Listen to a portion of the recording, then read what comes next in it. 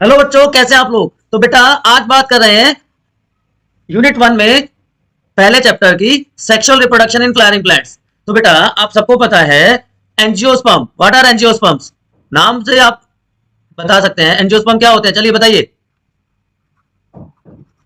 ऐसे प्लांट जो flower produce करते हैं उनको क्या कहते हैं? Angiosperm. Flowering plants are known as angiosperms. याद रहेगा।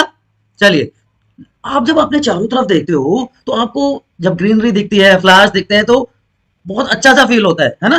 तो flowers are objects of aesthetic, ornamental, social, हमारे रिलीजन्स में भी इसकी बहुत इंपॉर्टेंस है और कल्चरल इवेंट्स में भी ये इंपॉर्टेंस रखते हैं।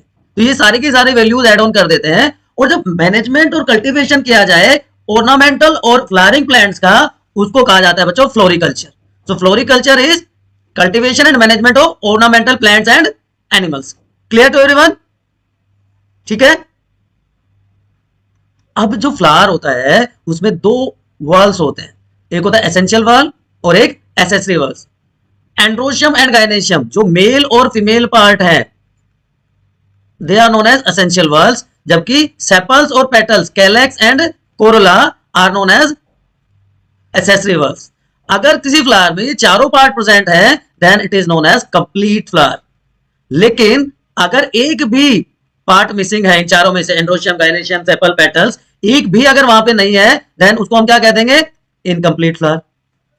तो एसेंशियल वर्ल्स, इसके बिना तो काम चल ही नहीं सकता। ठीक है ना। ये एसेसरी है, होंगे तो वेल एंड गुड, नहीं होगा तो भी काम चल जाता है। तो एक एक करके इनकी बात करते हैं। तो सबसे पहले जो एसेंशियल पार्ट है, एसेंशियल वर्ल्स है androecium and gynoecium, mail and female part. आप फ्लावर में देख सकते हैं ये एंड्रोशियम है, मेल पार्ट यहाँ पे आपको दिख रहा है, एंड ये वाला जो पार्ट है मिडिल वाला जो सेंटर में जो एरिया है that is known as gynoecium. So androecium and gynoecium.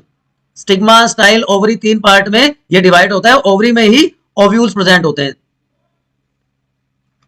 ठीक है। तो एंड्रोशियम क्या होता है? जो मेल रिप्रोडक्टिव पार्ट मैंने अभी आपको बताया, फ्लावर का जो मेल रिप्रोडक्टिव पार्ट है बच्चों उसको कह देते हैं हम एंड्रोशियम। अब ये दो पार्ट से मिलकर बना होता है। जो ऊपर का पार्ट है that is known as anther, और नीचे का जो लंबा सा हिस्सा है जो स्टॉक लाइक स्ट्रक्चर है उसको कह देते हैं फिलामेंट। तो ग्रुप और whorl of stamen is known as androecium, group of stamens. अब जो स्टेमन का लेंथ है उसका नंबर है वो अलग अलग स्पीशीज में अलग अलग हो सकता है। ठीक है। तो जो पहला पार्ट है फिलामेंट, ये लंबा स्टॉक लाइक स्ट्रक्चर है, डिस्टल एंड है ये, जो कि थैलेमस की तरफ होता है, थैलेमस से अटैच्ड होता है। जबकि ये जो थैलेमस से अटैच्ड है मैंने आपको बताया, ठीक है, प्रोक्सिमल एंड है जो कि पेटल से जुड़ा होगा, थैलेमस से जुड़ा हुआ होगा। और जो दूसरा हिस्सा है एंथर, ये ऊपर का पार्ट है, इसमें दो लोब्स होती हैं, यहां पर आपको दिख रहा है दो लोब्स प्रेजेंट है यहाँ पे। So it is known as bithecous और डाइथिकस, दो थीका यहाँ पे प्रेजेंट है। और इसका जो लॉन्गिट्यूडनल ग्रूव है जो लेंथ वाइज यहाँ पे प्रेजेंट होता है, ये वाला लॉन्गिट्यूडनल ग्रूव है, ये इन दोनों थीका को सेपरेट कर देता है। इंटरनली ये थीका भी डिवाइड होते हैं। तो चार कॉर्नर्स पे चार सैक प्रेजेंट होते हैं जिनको हम पोलन सैक्स कहते हैं। तो it is known as bithecous and tetrasporangiate. क्या वर्ड यूज किया जाएगा इसके लिए? टेट्रास्पोरेंजिएट। बाइथिकस या dithecous and tetrasporangiate. Is it clear? तो ट्रांसफर सेक्शन की बात करें तो यहां पे आप देख पा रहे होंगे चार स्पोरेंजिया प्रेजेंट हैं। एक लोब में दो स्पोरेंजिया है कॉर्नर्स पे, दीज आर माइक्रोस्पोरेंजिया, जिनसे माइक्रोस्पोर्स बनते हैं। तो माइक्रोस्पोरेंजिया डेवलप हो जाते हैं पोलन सैक में and they contains male gamete, जिनको हम पोलन ग्रेन्स कहते हैं। Male gametes are known as pollen grains. तो चार मेन चीजें हैं। अगर हम मेल पार्ट की बात करें, एंथर और फिलामेंट दो पार्ट में डिवाइडेड है, सो इट इज इंपोर्टेंट। उसके बाद सेकंड पार्ट हो जाती है जो एंथर है वो दो लोब स्ट्रक्चर होती है, बाइथिकस हो जाता है। लेकिन चार कॉर्नर पे चार स्पोरेंजिया प्रेजेंट है इसलिए इसको टेट्रास्पोरेंजिएट कह देते हैं। माइक्रोस्पोरेंजिया डेवलप कर जाते हैं पोलन सैक में, और इन पोलन सैक में बहुत सारे बच्चों क्या प्रेजेंट है? पोलन ग्रेन्स प्रेजेंट है। ठीक है, कोई कंफ्यूजन, कोई डाउट? चलिए, अब जो माइक्रोस्पोरेंजियम की स्ट्रक्चर है ये इंपॉर्टेंट है बच्चों। एग्जाम पॉइंट ऑफ व्यू से बहुत इंपॉर्टेंट स्ट्रक्चर है। एनसीईआरटी का डायग्राम आप यहां पर देख पा रहे हो कि सर्कुलर होता है आउटलाइन में और 4 वॉल्स होती है। द आउटरमोस्ट लेयर जो सिंगल लेयर है, सिंगल सेल लेयर एपिडर्मिस, उसके बाद सिंगल लेयर एंडोथीशियम, फिर 2 to 3 लेयर्ड मिडल लेयर्स होती है। तो जो पहली तीनों लेयर है epidermis, endothecium and middle layer, ये क्या करती हैं बच्चों, ये प्रोटेक्शन प्रोवाइड करती है किसको, पोलन ग्रेन्स को। और उसके अलावा जब मैच्योरेशन हो जाती है तो एंथर के डिसेंस में भी हेल्प करेंगी to release the pollen grains और मेल गैमेट्स। क्लियर। तो यहां पर आप देखिए एंथर में, एंथर वॉल जो है 4 लेयर्स की बनी होती है, आउटर मोस्ट एपिडर्मिस, उसके बाद single layer endothecium, then middle layer protection, 2 to 3 layers of middle layer. तो इनका काम क्या है, प्रोटेक्शन प्रोवाइड करना। And the inner most part is known as tapetum, जो उसको न्यूट्रिशन प्रोवाइड करेगा, नरिशमेंट प्रोवाइड करेगा। ठीक है।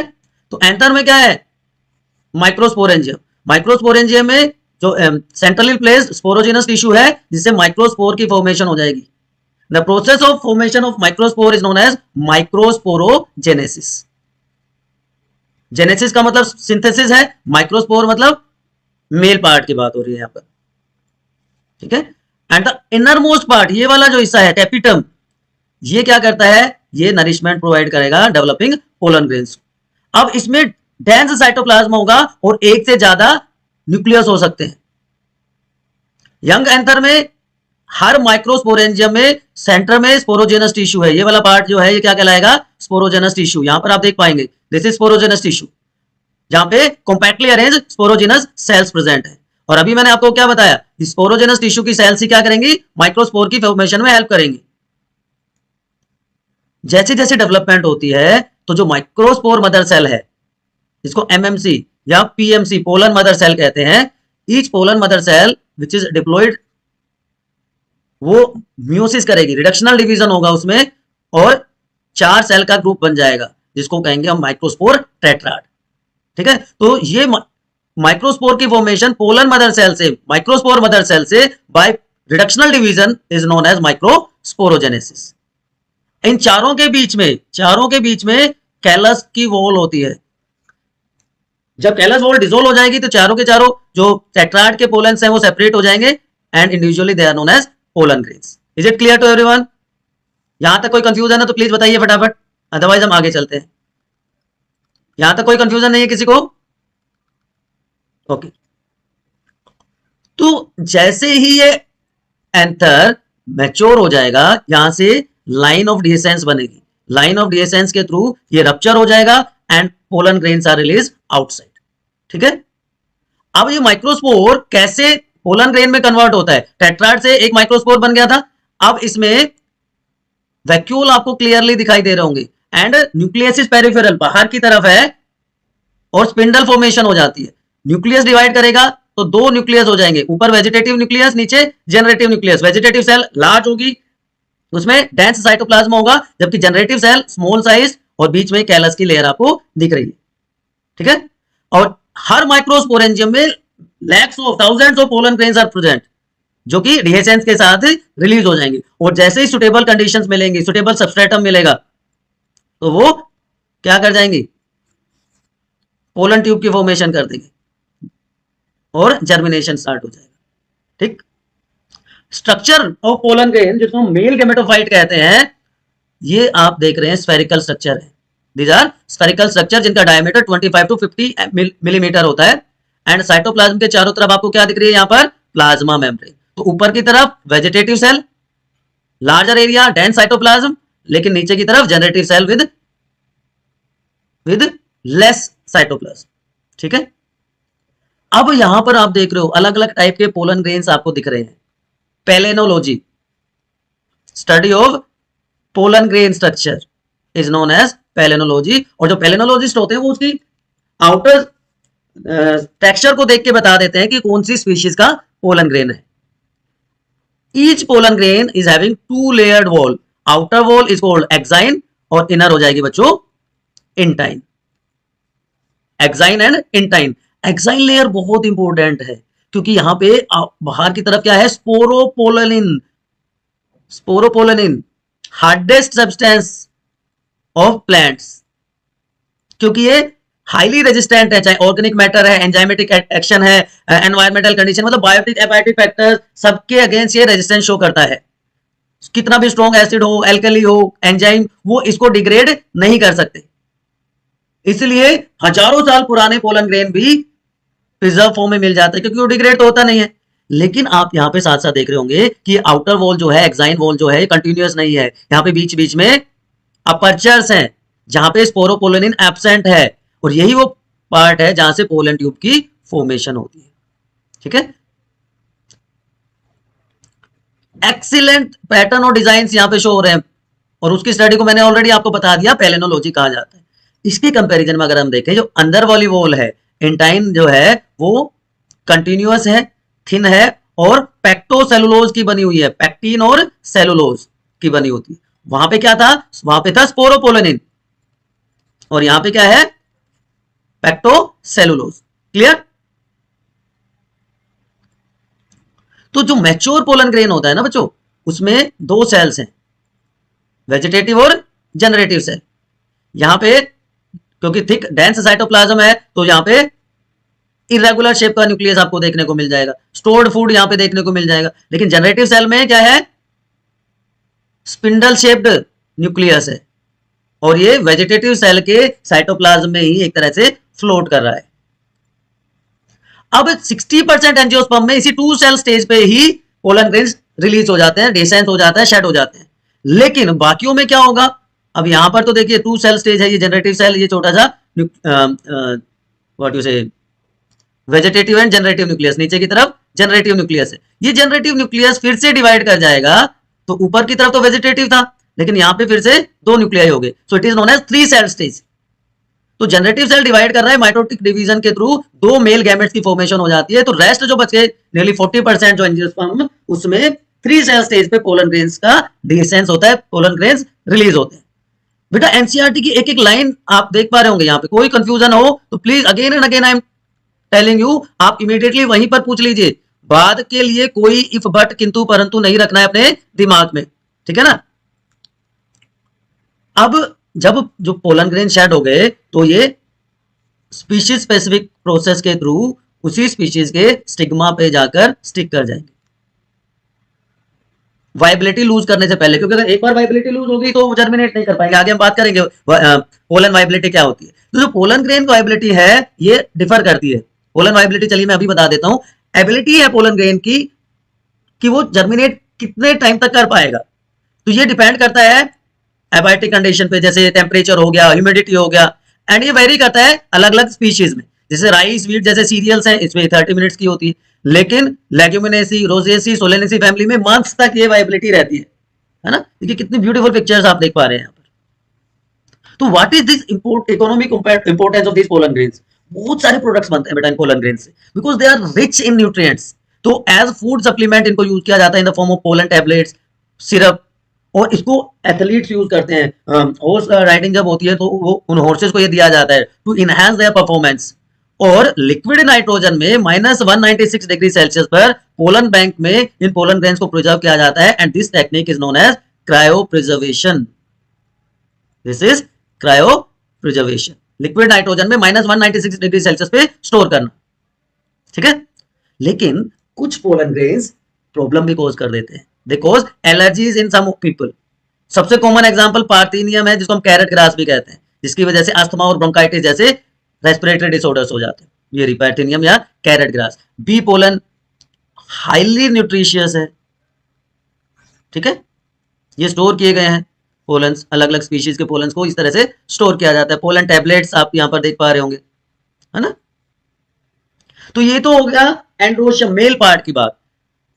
अब हम चलते हैं गायनेशियम की तरफ, जिसको हम पिस्टिल भी कहते हैं। 3 एरियाज में इसको डिवाइड किया जाता है। सबसे ऊपर का जो पार्ट जहां पे पोलन ग्रेन आकर स्टिक करते हैं, that is known as stigma.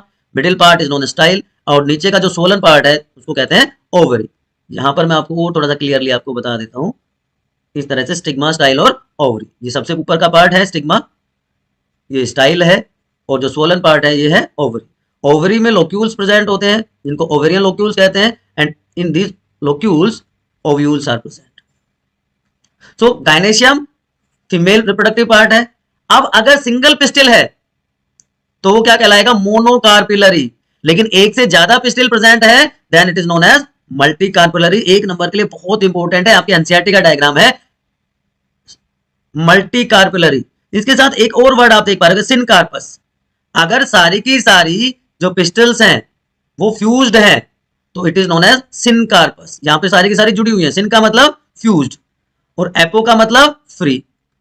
Apocarpous and syncarpous. तो पेपेवर में तो सिनकार्पस मल्टी कार्पिलरी होती है, लेकिन मिशेलिया में मल्टी कार्पिलरी एपोकार्पस कंडीशन देखने को मिलती है बच्चों, याद रहेगा आपको।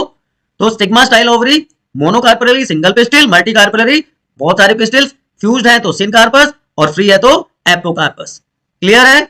चलिए अब ये तीनों पार्ट, स्टिग्मा जो लैंडिंग प्लेटफॉर्म है पोलन ग्रेन के लिए, मेल गैमेट के लिए, मिडिल पार्ट सिलेंडर पार्ट जो स्टिग्मा और स्टाइल के स्टिग्मा और ओवरी के बीच में है दैट इज स्टाइल, और सबसे नीचे का जो बल्ज स्वोलन पार्ट है उसको क्या कह देते हैं हम, उसको कह देते हैं बच्चों, बताओ बताओ बताओ, ओवरी। और ओवरी में क्या है, ओव्यूल्स, ये यहां पे अटैच्ड इससे रिसेप्टेकल से या थैलेमस से। तो ये फीमेल पार्ट हो गया स्टिग्मा स्टाइल एंड ओवरी जिसमें ओव्यूल्स प्रेजेंट है। एंथर और फिलामेंट मिलकर स्टेमन बना देते हैं जो कि मेल पार्ट है। तो जो एसेंशियल वाल्स थे उनकी हमने बात करी, एंडोशियम और गायनेशियम की हमने बात करी अभी तक, ठीक है। कोई confusion? Time and over again मैं बार बार बेटा आपसे पूछ रहा हूं, बार बार आपसे पूछ रहा हूं।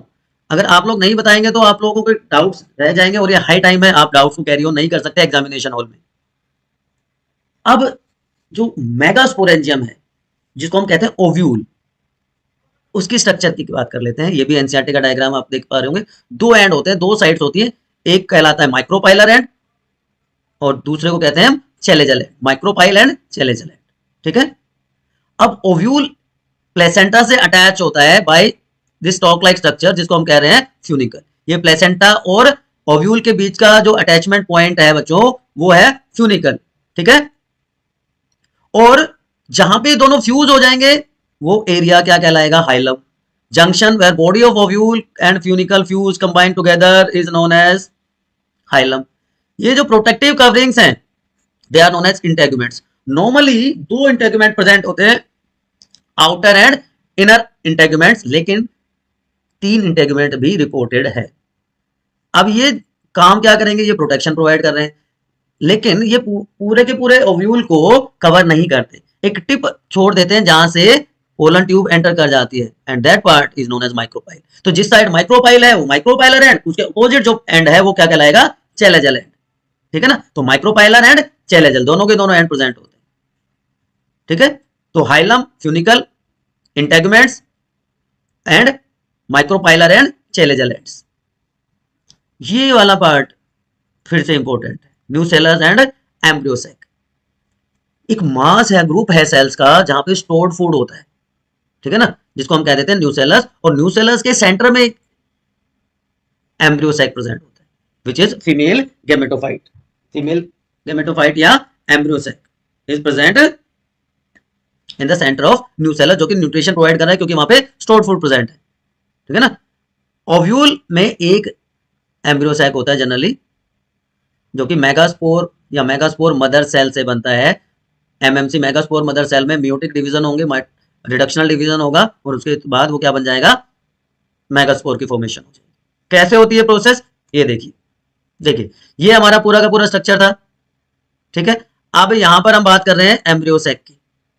तो एक सेल जिसको हम क्या कह रहे हैं, मेगास्पोर मदर सेल, ठीक है। इस मेगास्पोर मदर सेल से मेगास्पोर की फॉर्मेशन की जो प्रोसेस है उसको हम कह देते हैं मेगास्पोरोजेनेसिस, ठीक है। तो माइक्रोपाइलर एंड पे जो एक मेगास्पोर मदर सेल है जहां पे लार्ज न्यूक्लियस है, डेंस साइटोप्लाज्म आपको दिखाई दे रहा है, ये माइक्रोपाइलर एंड की सेल है, माइक्रोपाइलर एंड पे प्रेजेंट है। न्यूसेलस उसको सराउंड कर रहा है क्योंकि उसको न्यूट्रिशन प्रोवाइड करेगा, वहां पे स्टोर्ड फूड है। इसमें होगा मियोसिस, मियोटिक डिवीजन होगा, ठीक है। दो बार मियोसिस होगा तो 4 सेल बन जाएंगे, 1 2 3 4 cells are formed and it is known as megaspore tetrad. तो मेगास्पोर मदर सेल में 2 बार रिडक्शनल डिवीजन हुआ, 2 बार मियोसिस हुआ, तो कितनी सेल्स बन गई, 4 सेल बन गई, ठीक है ना। तो दिस इज माइक्रोस्पोर टेट्राड। अब इसमें से ऊपर की तीनों सेल बच्चों हो जाती है डीजनरेट और एक फंक्शनल मेगास्पोर बच जाता है। ये तीनों की तीनों सेल डीजनरेट हो जाएंगी, ठीक है। और जो फंक्शनल मेगास्पोर है ये डेवलप हो जाएगा इसमें, किसमें, फीमेल गैमेटोफाइट में। तो यहां पर एक सिंगल मेगास्पोर से एम्ब्रियो सैक की फॉर्मेशन हो रही है, तो it is known as monosporic development. याद रहेगा, इंपॉर्टेंट क्वेश्चन बनता है what do mean by monosporic development, कि अगर एक सिंगल मेगास्पोर से एम्ब्रियो सैक की फॉर्मेशन हो रही है then it is known as monosporic development. Microspore mother cell में 2 बार रिडक्शनल डिवीजन हुआ, 4 मेगास्पोर की फॉर्मेशन हो गई which is known as megaspore tetrad. 3 megaspores degenerate हो जाती हैं and only 1 functional megaspore remains which develops into embryo sac. अब इस एम्ब्रियो सैक में भी कुछ चेंजेस आपको देखने को मिलते हैं। यहां जो फंक्शनल मेगास्पोर था उसका न्यूक्लियस डिवाइड कर जाता है, उसमें कैरियोकाइनेसिस होता है, लेकिन ये माइटोटिक डिवीजन होगा बच्चों, ये ध्यान रखना है। मियोसिस पहले हो चुका है, अब ये न्यूक्लियस 3 बार डिवाइड करता है, फर्स्ट डिवीजन में 2, फिर 4 और फिर 8 न्यूक्लियाई या न्यूक्लिएटेड सेल की फॉर्मेशन होती है, ठीक है ना। 3 सेल माइक्रोपाइलर एंड की तरफ अपने आप को अरेंज कर लेती हैं, they are known as synergids. 3 cell chalazal end की तरफ अपने आप को अरेंज कर लेती हैं, they are known as antipodals.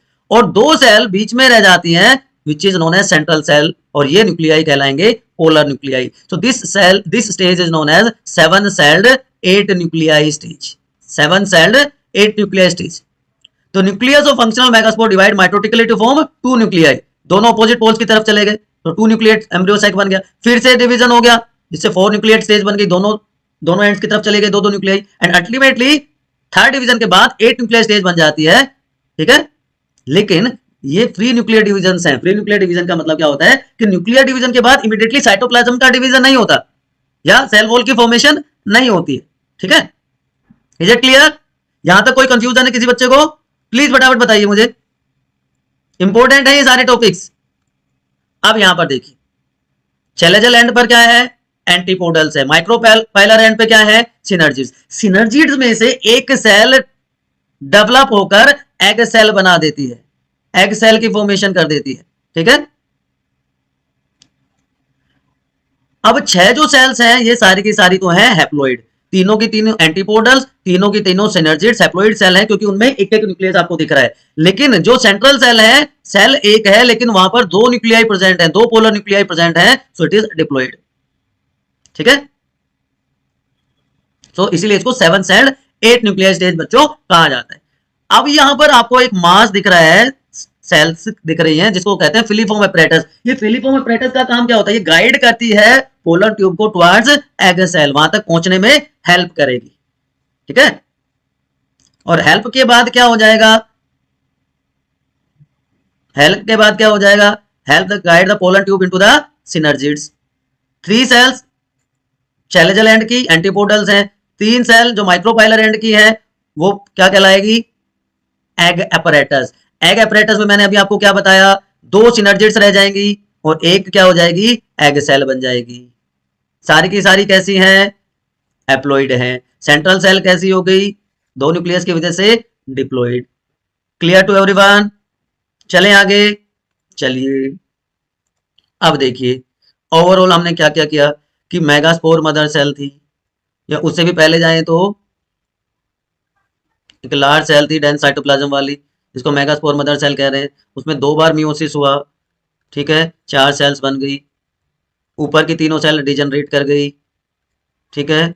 तो ये क्या कहलाएगा, फंक्शनल मेगास्पोर। इसमें पहला न्यूक्लियर डिवीजन हुआ, 2 सेल बन गई, फिर न्यूक्लियर डिवीजन हुआ, 4 सेल बन गई जिन्होंने अपने आप को अपोजिट पोल्स की तरफ अरेंज कर लिया। एंड थर्ड न्यूक्लियर डिवीजन के बाद 3 सेल ऊपर की तरफ चली गई माइक्रोपाइलर की तरफ, जिनको हम सिनर्जिड्स कह देंगे। 3 सेल्स नीचे की तरफ आ गई जिनको हम क्या कह देंगे, एंटीपोडल्स, और वो बन जाएगा माइक्रोपाइलर एंड। और 2 सेल जो बीच में रह गई they are known as central cell, और उनके न्यूक्लियस को पोलर न्यूक्लियाई कह देंगे बच्चों, ठीक है। तो ये सारा मिलकर क्या बना देता है, ओव्यूल। ओव्यूल में एग सेल है, सेंट्रल सेल है, इंटेगुमेंट्स हैं, वैक्यूल है, एंटीपोडल्स हैं, ठीक। तो ये बात हो गई बच्चों मेल और फीमेल पार्ट की, एसेंशियल वाल्स की। उसके बाद क्या बच जाते हैं, उसके बाद बच जाते हैं सेपल्स और पेटल्स। सेपल्स और पेटल्स का काम क्या होता है बच्चों, सेपल्स हैं ग्रीन लीव्स, वो हेल्प करेंगी फोटोसिंथेसिस में। पेटल्स क्या है बच्चों? They are coloured leaves, so they help to attract insects for pollination. तो जो एंटीमोफिलस हैं उनमें अभी आगे हम डिस्कस करेंगे, इनका इंपॉर्टेंट रोल होता है क्योंकि वहां पर रिवार्ड मैकेनिज्म है ना। तो इसके बाद आ जाता है पोलिनेशन। पोलिनेशन क्या होता है कि जो मेल पार्ट है, जो एंथर है, वहां पे बने थे हमारे माइक्रोस्पोर पोलन ग्रेन। उन माइक्रोस्पोर का ट्रांसफर होना स्टिग्मा पे या फीमेल पार्ट के स्टिग्मा पे, then it is known as pollination.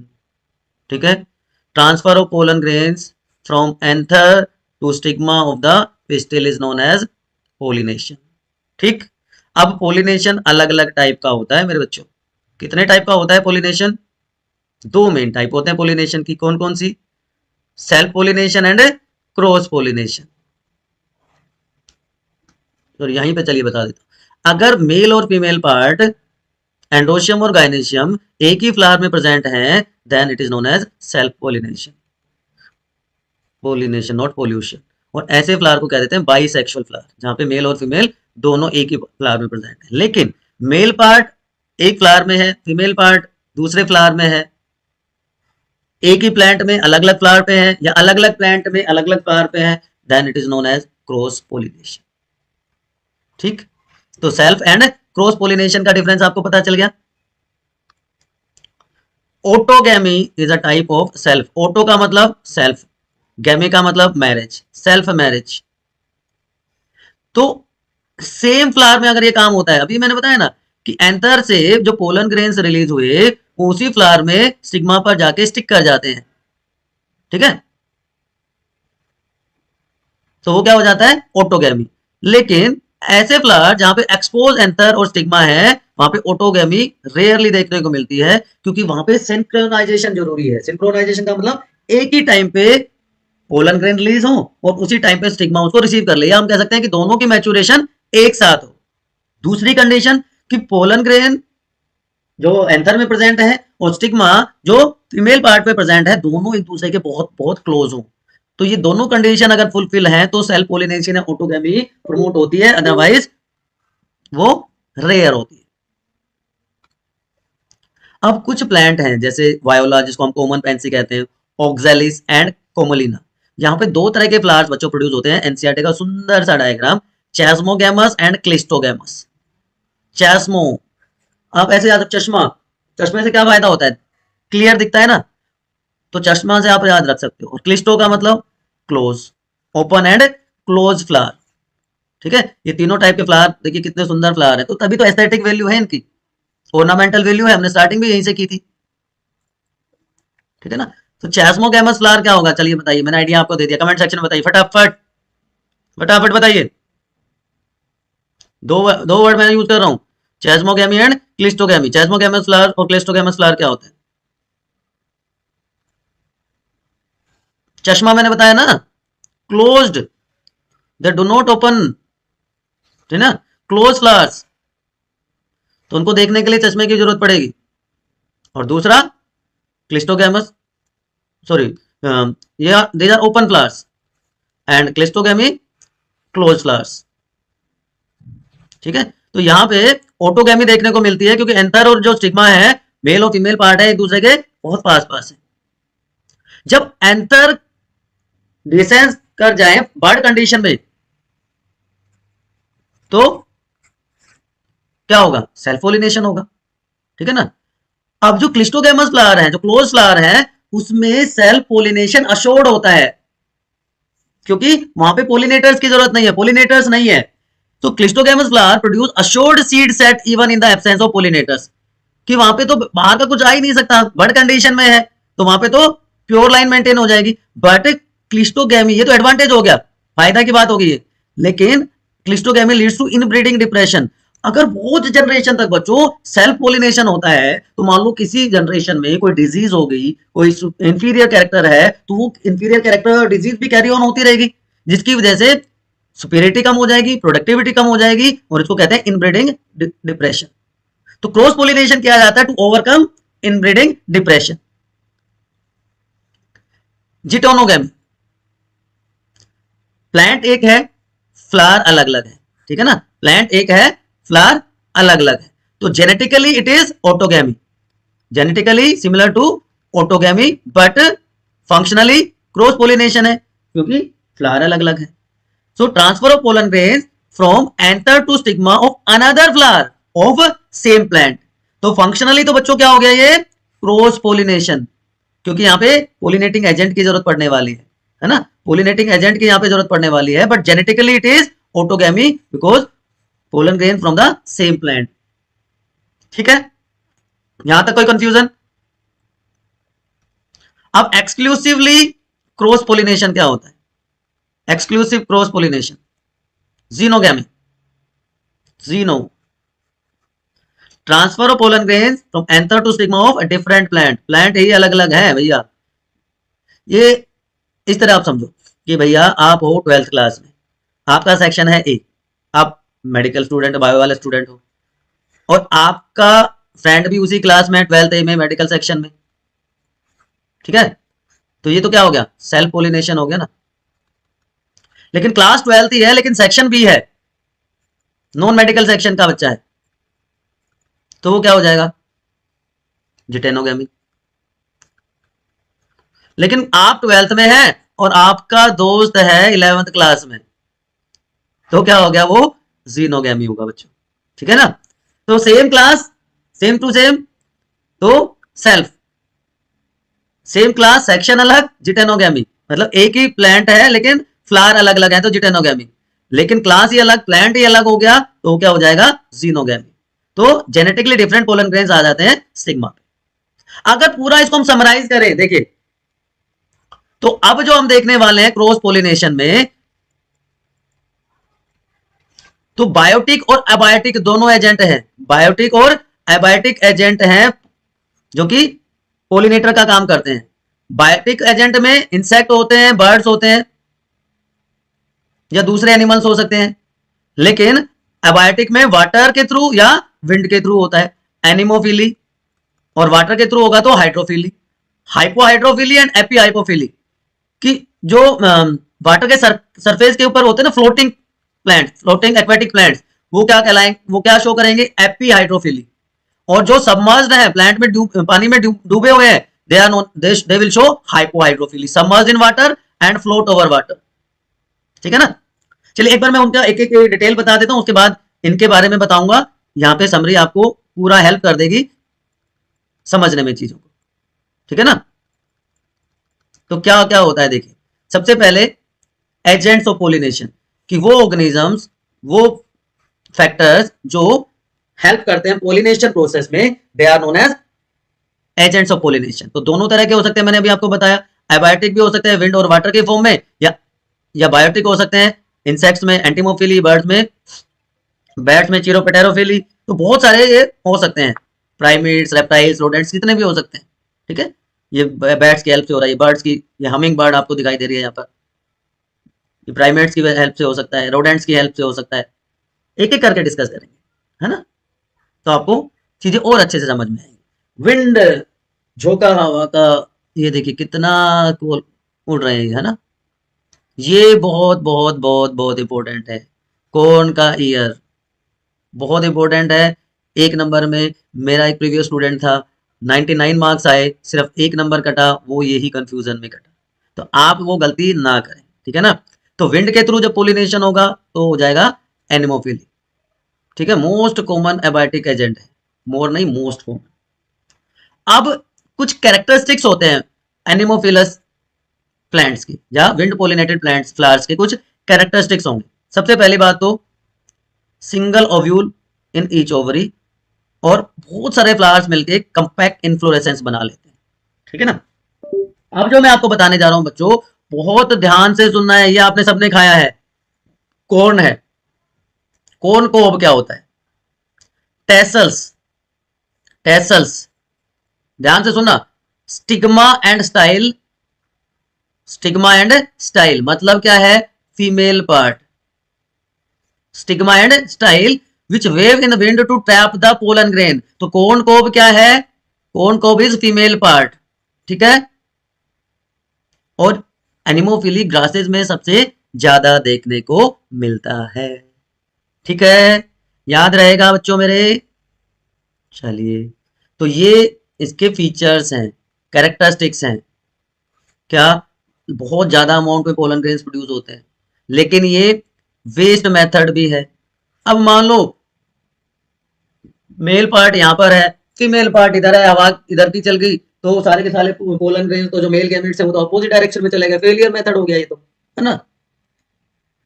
जो पोलन ग्रेन्स होंगे ऐसे फ्लावर्स के, वो लाइट वेट होते हैं, नॉन स्टिकी होते हैं, अगर चिपक गए तो वो ट्रांसपोर्ट कैसे होंगे? वेल एक्सपोज एंथर स्टेमन्स होते हैं उनके, ठीक है, जिससे कि वो एयर के साथ, विंड करंट के साथ इजिली स्कैटर्ड हो जाए, डिस्पर्स हो जाए। और स्टिग्मा होगा इनका लार्ज, जिससे वो इजिली ट्रैप कर पाए पोलन ग्रेन्स को। तो क्या हो गया? Large amount of pollen grains, light weight, non sticky, well expose स्टेमन and large feathery stigma to trap the pollen grains. These are the characteristic features of anemophilous flowers. Disadvantage क्या है कि wastage ज्यादा होती है, अगर विंड के direction अगर opposite हो जाए तो फेलियर हो जाएगा। ठीक है बच्चों। अब दूसरा अबायोटिक एजेंट है वाटर। वाटर का मतलब हाइड्रो, हाइड्रोफिली रेयर है, सिर्फ मोनोकोट के 30 जनरिया में मिलता है। बहुत कॉमन दो एग्जांपल है, वेलेसनेरिया एंड हाइड्रिला जो कि फ्रेश वाटर है, और जूस्ट्रिया जो कि जिसको सी ग्रास कहते हैं, ये मराइन है। लोअर प्लांट्स में जहां पे वाटर जो है रेगुलर मोड है मेल गैमेट को ट्रांसफर करने का, जिसमें ब्राइफाइट्स आ जाते हैं, टेरिडोफाइट्स आ जाते हैं, वहां पे डिस्ट्रीब्यूशन लिमिटेड हो जाता है, बिकॉज वहां पे उनको पानी की कंटिन्यूस जरूरत पड़ती है for transportation of male gametes and fertilisation. तो वेलेसनेरिया, हाइड्रिला एंड जूस्ट्रिया, ये तीनों इंपॉर्टेंट एग्जाम्पल आपको याद रखना है। और वेलेसनेरिया में तो बहुत स्पेशल सा मैकेनिज्म होता है, यूनिक सी चीजें होती हैं। क्या यूनिक होता है? वेलेसनेरिया में जो मेल और फीमेल गैमेट हैं उनका स्ट्रक्चरली डिफरेंस बहुत ज्यादा हो जाता है। देखिए वेलेसनेरिया में आप यहाँ पर देख पा रहे होंगे, ये फीमेल फ्लावर है ना, और ये मेल फ्लावर आपको दिख रहा है। अब मेल फ्लावर धीरे धीरे ऊपर की तरफ आता है, बोट शेप हो जाता है। तो in Vallisneria female flower reaches the surface of water by their long stalk. ये लंबा सा स्टॉक आपको दिख रहा है, ये फीमेल फ्लावर का है, ठीक है ना। अब जो मेल फ्लावर होगा जहां पे पोलन ग्रेन्स प्रेजेंट है, अब वो वाटर के सरफेस पर रिलीज हो गई, बोट शेप्ड है, ठीक है। वाटर करंट के साथ वो यहां पर पहुंच गए फीमेल फ्लावर के पास और वो पोलिनेशन कोज कर देगी। लेकिन सी ग्रासेस में क्या होता है, वो सबमर्ज्ड हैं, हाइपोहाइड्रोफिली शो करते हैं, वो they are submerged in water. तो पोलन ग्रेन जो है लंबे होते हैं, रिबन लाइक होते हैं, और पानी के अंदर ही वो स्टिग्मा पे पहुंच जाते हैं। यहां पर फीमेल पार्ट लंबा है, यहां पर मेल पार्ट लंबा होता है, रिबन लाइक होता है, ध्यान रखना है, ठीक है। ये देखिए ये बोट शेप आपको दिख रहा है यहाँ पर, ठीक है ना। ये ऐसे ट्रेवल करके ये लॉन्ग स्टॉक फीमेल पार्ट का, फीमेल फ्लावर का, ये यहाँ पर वाटर करंट के साथ यहाँ से ये पोलन ग्रेन यहाँ पे पहुंच गया एंड इफेक्टिव फर्टिलाइजेशन अकर्स, ठीक है। लेकिन सारे के सारे एक्वेटिक प्लांट हाइड्रोफिली शो नहीं करते, है ना। और दूसरा विंड और वाटर पोलिनेटेड फ्लावर जो है वो कलरफुल भी नहीं होते, क्योंकि उनको जरूरत ही नहीं है। कलर तो रिवार्ड मैकेनिज्म है इंसेक्ट्स के लिए, क्योंकि वो नेक्टर प्रोड्यूस नहीं करते, तो इंसेक्ट्स की जरूरत नहीं है, बायोटिक एजेंट की जरूरत ही नहीं है उनको, ठीक, याद रहेगा। चले आगे, चलिए सर बताते रहो बेटा, बताते रहो कहां पे क्या समस्या है, ठीक है। चलिए अब बात कर लेते हैं बायोटिक एजेंट्स की। अलग अलग टाइप के एनिमल्स, चाहे स्मॉल एनिमल है चाहे वो लार्ज एनिमल है, हमिंग बर्ड जैसा स्मॉल एनिमल हो, चाहे प्राइमेट जैसे लार्ज एनिमल्स हो। ये कॉमन मेथड है, मोस्टली फ्लावरिंग प्लांट्स इसको यूज करते हैं। बीज हो गई, आप सबको पता है, बटरफ्लाईज, बीज, फ्लाइज, बीटल्स, इन सब का आपको पता है। हमिंग बर्ड और सनबर्ड, लेम्यूर्स जो प्राइमेट्स में आ जाते हैं, बैट्स जो कि मैमल्स में आ जाते हैं, रोडेंट्स, रैट्स हो गए, रेप्टाइल्स, गार्डन लिजार्ड हो गई। तो जब इंसेक्ट की हेल्प से होगा तो वो एंटीमोफिली, जिसमें बी आ जाती है और बटरफ्लाईज आ जाती हैं। बाकी सारे भी अपनी अपनी स्पीशीज के हिसाब से अडेप्ट कर जाते हैं, वो पोलिनेशन में हेल्प करते हैं। अब जो एंटीमोफिली है या एंटीमोफिलस जो फ्लावर्स हैं उनके फीचर्स क्या होंगे, जैसे हमने एनिमोफिलस के पढ़े थे, क्योंकि ये साइज में बड़े होंगे, कलरफुल होंगे, पेटल्स ब्यूटीफुली कलर्ड होती है, देखिए फैसिनेटिंग लगती है ना, नेक्टर प्रोड्यूसिंग होंगे, तो वो रिवार्ड मैकेनिज्म होता है। Nectar and pollen grains are the floral rewards for pollinators. अगर फ्लावर का साइज स्मॉल है तो बहुत सारे फ्लावर आपस में जुड़ जाएंगे, एक तरह से इन्फ्लोरेसेंस बना देंगे, ठीक है। और ये स्टिकी होते हैं, चिपक जाएंगे, जो पोलिनेटर होगा उसकी बॉडी से चिपक जाते हैं। अब एनिमल्स के केस में क्या होगा, ये तो आपको बीज दिख रही है। जब एनिमल एंथर के कांटेक्ट में आएगा और फिर स्टिग्मा की तरफ जाएगा, तो वो जो पोलन ग्रेन्स उसके बॉडी से चिपक गए थे वो वहां पे रिलीज हो जाते हैं, है ना, और उसकी वजह से क्या हो जाएगा, पोलिनेशन हो जाएगा, ठीक है। और क्या हो सकता है, और कोई मैकेनिज्म बताइए। बाइसेक्सुअल फ्लावर्स, ओके, पहले चलिए इसको आउटब्रीडिंग डिवाइसेस से पहले एक बार मैं वो आपके लिए समराइज कर देता हूं, वो जो चार्ट था हमारा। यस, आप देखिए, विंड और वाटर पोलिनेटेड में पेटल्स जो कलर्ड लीव्स हैं उनकी कोई जरूरत नहीं है, तो स्मॉल होंगी, डल होंगी, है ना, चाहे वो एपिफाइलस है चाहे हाइपोफाइलस है या एनिमोफाइलस है।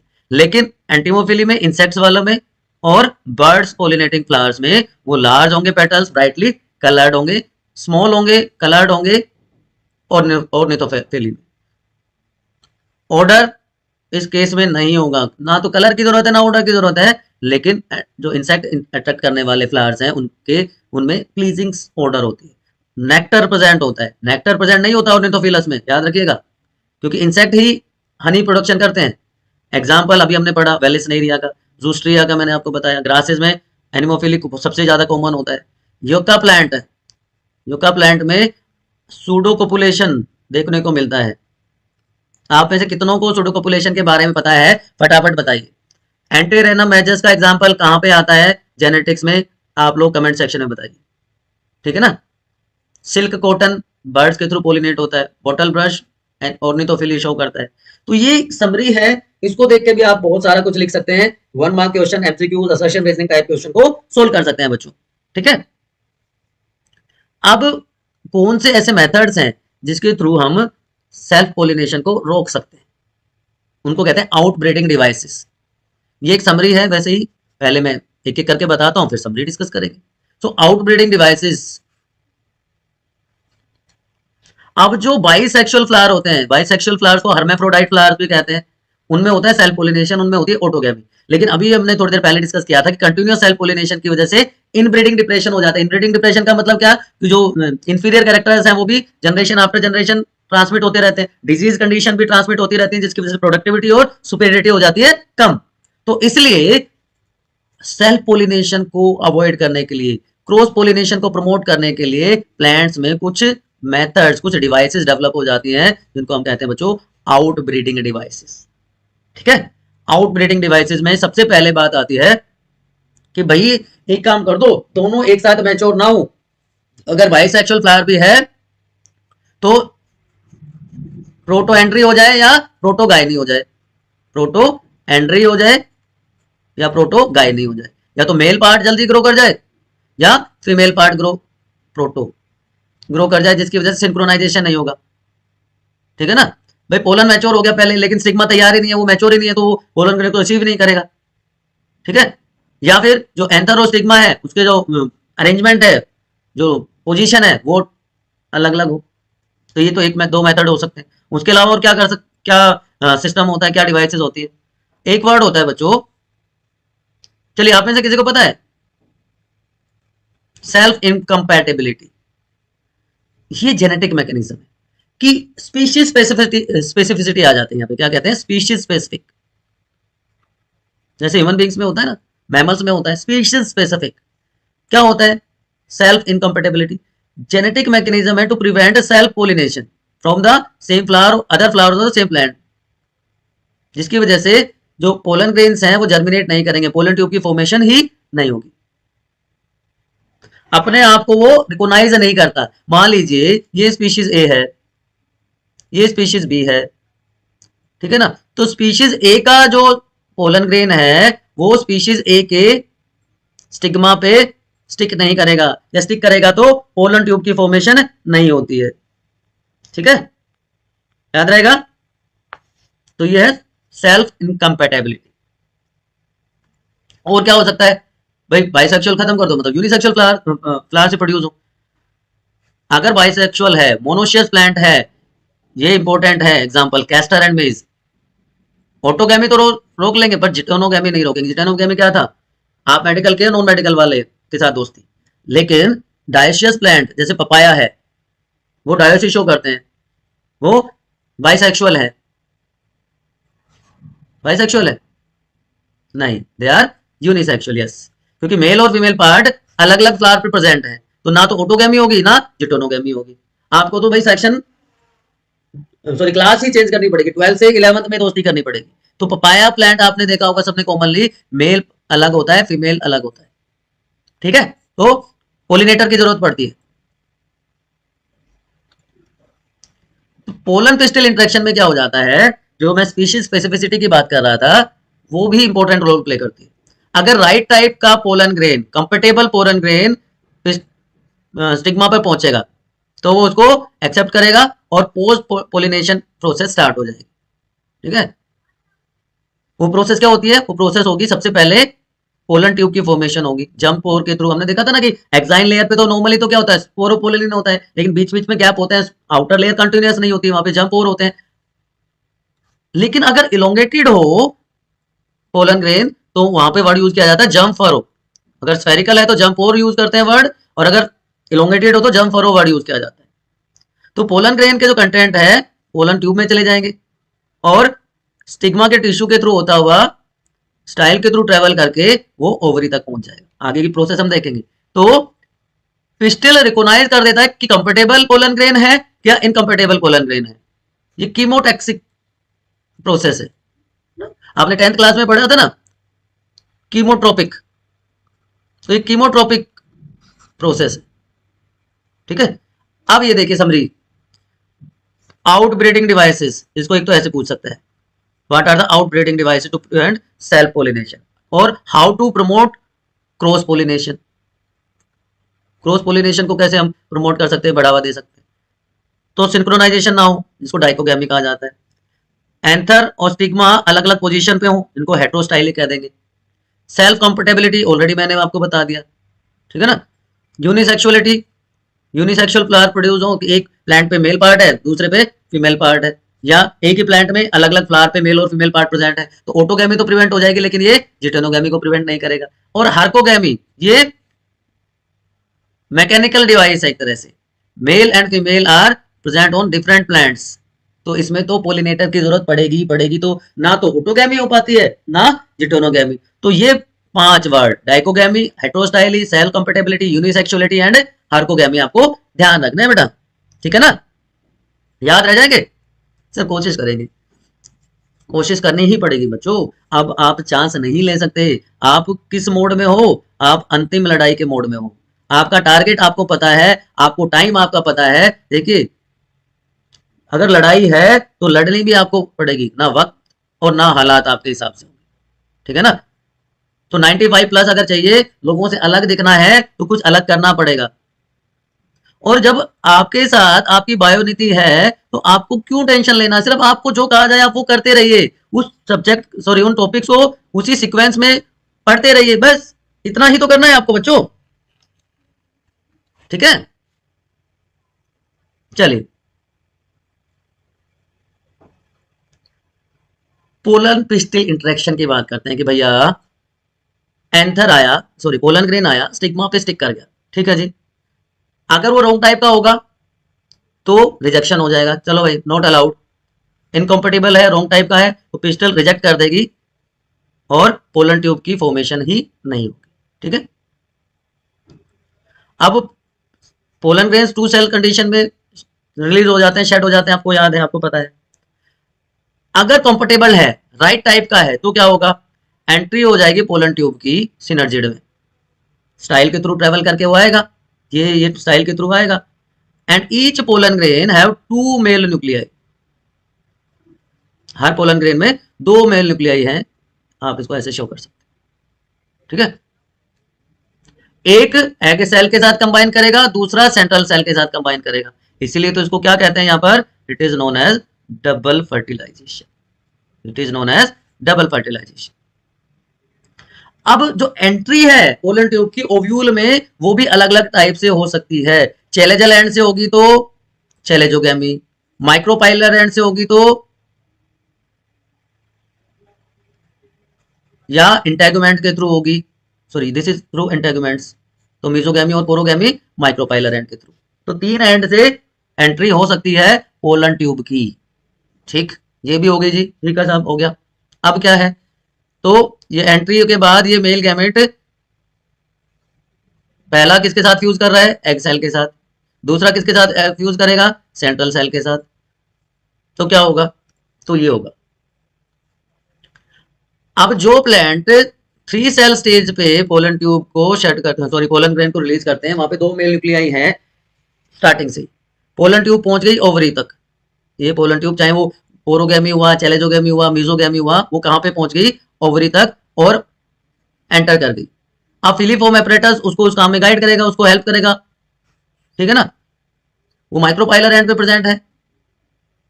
अब जो प्लांट ब्रीडर्स होते हैं वो मैनिपुलेट करते हैं इन इंटरेक्शन को, ठीक है ना, वो जो इनकम्पेटेबल पोलिनेटर्स होते हैं उसमें भी डिजायर्ड हाइब्रिड वो ऑब्टेन कर लेते हैं कुछ टेक्निक्स यूज करके, ठीक है। उसके लिए क्या किया जाता है, आर्टिफिशियल हाइब्रिडाइजेशन करें। आर्टिफिशियल हाइब्रिडाइजेशन में क्या किया जाता है, उसमें मेनली 2 काम किए जाते हैं, एक होता है इमैस्कुलेशन और दूसरा काम बच्चों होता है बैगिंग। और उसको मॉनिटर करने के लिए टैगिंग भी की जाती है, बट वो एसेसरी स्टेप आप कह सकते हो। मेनली ये 2 काम किए जाते हैं, emasculation and bagging. Removal of male part, जो एंथर है उसको रिमूव कर दिया जाता है। ये किस में किया जाएगा, बाइसेक्सुअल फ्लावर में किया जाएगा ना, ठीक।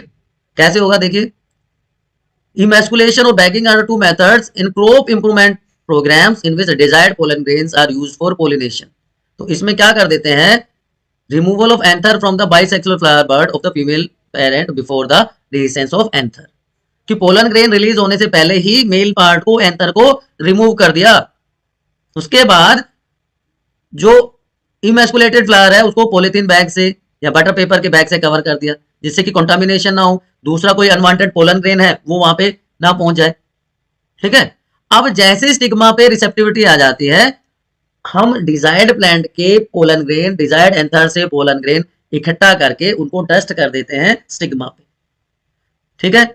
उसके बाद दोबारा से उसको बैगिंग कर दिया और फ्रूट फॉर्मेशन होने देते हैं। तो इमेस्कुलेशन एंड बैगिंग ये 2 इंपॉर्टेंट स्टेप होते हैं बच्चों, 2 इंपॉर्टेंट स्टेप हैं कौन सी प्रोसेस के, आर्टिफिशियल हाइब्रिडाइजेशन, ठीक है। आर्टिफिशियल हाइब्रिडाइजेशन की हेल्प से ब्रीडर्स डिजायर्ड कैरेक्टर वाले ऑर्गेनिजम्स को ऑब्टेन कर सकते हैं, ठीक। यूनिसेक्सुअल फ्लावर के लिए कोई जरूरत ही नहीं है भाई, तू कहां मैं यहां, मैं कहां तू वहां, है ना। वहां पे क्या करेंगे, फीमेल फ्लावर बर्ड को बैक कर देते हैं फ्लावर के ओपन होने से पहले ही, और जैसे स्टिग्मा रिसेप्टिव होगा पोलिनेशन हो जाता है डिजायर्ड पोलन ग्रेन के साथ, और उसके बाद रीपैकिंग, फिर से पैकिंग कर दी बटर पेपर लगा के, ठीक। तो देखिए यहाँ ये हो रहा है इमैस्कुलेशन, मेल पार्ट को रिमूव कर दिया, ये हो रही है डस्टिंग डिजायर्ड पोलन ग्रेन्स, और उसके बाद ये कर दी रीपैकिंग, ठीक है जी, याद रहेगा बच्चों मेरे। चलिए, तो ये सारे के सारे अभी तक जो हमने पढ़ी, पूरी रामायण जो हमने पढ़ी, वो सारी की सारी क्या थी, pre fertilisation events, pre fertilisation structures की हमने बात कर ली। अब फर्टिलाइजेशन क्या होता है, आप 6th-7th क्लास से पढ़ते आ रहे हैं कि fusion of male and female gametes is known as fertilisation. Strasburger ने सबसे पहले डिस्कवर किया, ठीक है, मोनोट्रोपा में। उसके बाद डबल फर्टिलाइजेशन सबसे पहले किसने बताया, किसने स्टडी किया, नेवशिन ने, लिलियम में। तो फर्टिलाइजेशन की बात हो तो स्ट्रसबर्गर, और डबल फर्टिलाइजेशन की बात हो तो नेवशिन, ठीक है।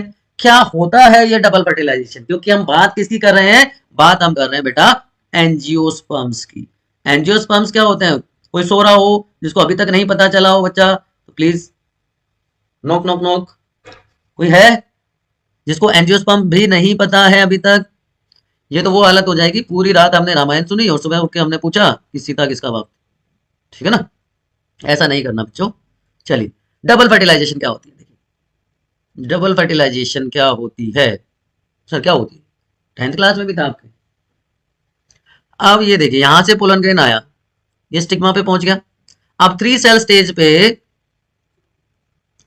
जब वो रिलीज होता है पोलन, तो वहां पे दो मेल गैमेट्स होते हैं या दो मेल न्यूक्लियाई होते हैं हम कह सकते हैं। अब ये पोलन ट्यूब की फॉर्मेशन होगी, पोलन ट्यूब की फॉर्मेशन होते ये होता हुआ यहाँ पे पहुंच गया पोलन ट्यूब, यहाँ पे फिलिफॉर्म एपरेटस ने उसको गाइड कर दिया और ये सिनर्जिड की तरफ चली गई। सिनर्जिड में क्या है, सिनर्जिड में क्या है, एग सेल है, फीमेल गैमेट है। तो जो पहला मेल गैमेट है, मेल न्यूक्लियाई है, वो एग सेल के साथ फ्यूज कर देगा, डिप्लॉइड सेल बन जाएगी जिसको हम क्या कह देंगे, जायगोट। सिनगैमी हुआ, दोनों के न्यूक्लियस फ्यूज कर जाते हैं। अब जो पीछे पीछे आ रहा था कि भाई मैं भी हूं, वो क्या करेगा, वो पहुंच जाएगा जी इसके पास, सेंट्रल सेल के पास, जिसके पास दो मेल न्यूक्लियाई, दो न्यूक्लियाई है पहले से ही। तीसरा आ गया मेल न्यूक्लियाई, तो डिप्लॉइड प्लस हैप्लॉइड क्या बन गया, 3n। तो दो बार फर्टिलाइजेशन हुआ, प्रोसेस एक बार कंप्लीट होने के लिए दो बार फर्टिलाइजेशन हुआ, so it is known as double fertilisation. देखिए कैसे लिखोगे आप, after entering one of the synergid the pollen tube releases two male gamete into the cytoplasm of synergid, one male gamete move toward the egg cell and fuses with its nucleus. Syngamy के बाद zygote formation हो गया, diploid condition बन गई, ये वाला काम हो गया हमारा। Other mail gamete move toward the two polar nuclei जो कि कहां पे है, सेंट्रल सेल पे है, उनके साथ फ्यूज करेगा तो ट्रिप्लॉइड सेल बन गया जिसको हम कहते हैं primary endosperm nucleus, sorry primary endosperm nucleus. तो तीन हैप्लॉइड न्यूक्लियस यहाँ पे इन्वॉल्व है, इसलिए इसको ट्रिपल फ्यूजन भी बच्चों कहा जाता है। तो अब क्या हुआ, एग सेल थी हैप्लॉइड, फर्स्ट मेल गैमेट था हैप्लॉइड, सिनगैमी के बाद जायगोट बन गया जिससे कि नया ऑर्गेनिज्म बनेगा, तो इसको कहते हैं जेनरेटिव फर्टिलाइजेशन। ये क्या हो गया, जेनरेटिव फर्टिलाइजेशन। अब दूसरा जो मेल गैमेट था हैप्लॉइड, वो सेंट्रल सेल के सेकेंडरी न्यूक्लियस के साथ जाके फ्यूज होता है, तो उसमें क्या बन गया, प्राइमरी एंडोस्पर्म न्यूक्लियस की फॉर्मेशन हो गई। प्राइमरी एंडोस्पर्म न्यूक्लियस क्या करता है, PEN इसको शॉर्ट में लिख देते हैं, ये प्रोवाइड करता है न्यूट्रिशन। न्यूट्रिशन किसको, न्यूट्रिशन क्यों, न्यूट्रिशन न्यूट्रिशन करेगा, ये जो जायगोट के बाद जो एम्ब्रियो बनेगा ना, उस एम्ब्रियो को न्यूट्रिशन प्रोवाइड करने का काम करता है। ठीक है, तो ये क्या हो गया, double double double fertilisation. Summarise करें, करें समराइज इसको। चलिए देखिए, एक वेजिटेटिव सेल, दो मेल गैमेट, ठीक, हमारे पास क्या है, embryo sac, 7 cell 8 nuclear stage, 3 antipodal, एक एपिफरेटस जिसमें दो सिनर्जिड और एक एग सेल, ठीक। अब जो पहला जो मेल गैमेट है वो आया और किसके साथ फ्यूज कर गया, ये मेल गैमेट है एग सेल के साथ, ये भी हैप्लॉइड थी, तो डिप्लॉइड जायगोट बन गया। सिनगैमी हुआ, दोनों के न्यूक्लियस फ्यूज कर गए, जायगोट बना, जायगोट चेंज हो जाता है एम्ब्रियो में, एम्ब्रियो से सीड की फॉर्मेशन हो जाती है। दूसरा जो मेल गैमेट था हैप्लॉइड, वो पहुंच गया सेंट्रल सेल के बाद जिसके पास दो न्यूक्लियाई है, तो 2n plus n primary endosperm nucleus, triple fusion इसीलिए क्या कहा जाता है इसको। इससे बन गया एंडोस्पर्म। एंडोस्पर्म क्या करेगा, ये प्रोवाइड कर रहा है न्यूट्रिशन, किसको, nutrition to the developing embryo, इसलिए इसको पूरी प्रोसेस को क्या कह देते हैं बच्चों मेरे, it is known as yes double double fertilisation. Is it clear to everyone. चलिए ठीक है, तो two type of fusion, syngamy and triple fusion occurs in the embryos egg, it is known as double fertilisation, unique to angiosperm या flowering plant. अब central cell triple fusion के बाद primary endosperm cell बना देती है जो कि endosperm बना देगा, जायगोट डेवलप हो जाएगा एम्ब्रियो में। यहां तक कोई समस्या किंतु परंतु इफ बट वाई कुछ भी है तो फटाफट कमेंट सेक्शन में ठोको, ठोको, नहीं ठोकोगे तो मतलब समझ आ गया। तो हमने दो स्टेप पूरे कर लिए, हमने pre fertilisation event and structure बात कर ली, हमने फर्टिलाइजेशन इवेंट एंड स्ट्रक्चर्स की बात कर ली। अब बात आती है पोस्ट फर्टिलाइजेशन चेंजेस की।